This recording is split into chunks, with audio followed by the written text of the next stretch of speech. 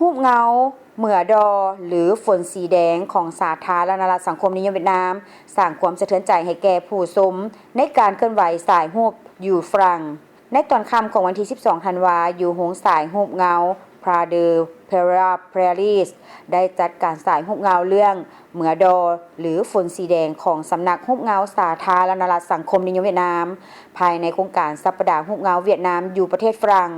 ซึ่งรูปเงาดังกล่าวนี้เคยได้รับสถิติสูงสุดในการขายปีเข้าชมอยู่เวียดนามและการเคลื่อนไหวอยู่ประเทศฝรั่งครั้งนี้ก็ได้สร้างความประทับใจต่อวงคณะญาติชาวเวียดนามยุโรปและผู้ชมสากลเติมอีกรูปเงาได้เห็นให้ชาวเวียดนามที่อาศัยยุโรปหลายคนต้องหลั่งน้ำตาเพราะเขาเจ้าได้เห็นส่วนหนึ่งของประวัติศาสตร์เชื้อชาติของตนในรูปเงา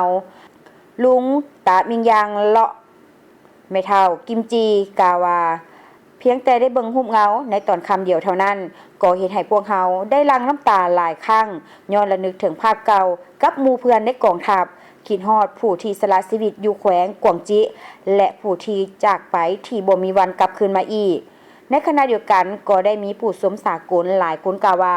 รูปเงาได้เห็นให้ข้าพเจ้าต้องหลั่งน้ำตาและรูปเงาก็แสดงให้ข้าพเจ้าได้เห็นความทรหดอดทนของคนเวียดนามและการต่อสู้ของข้าเจ้าในอดีตช่วยให้ข้าพเจ้า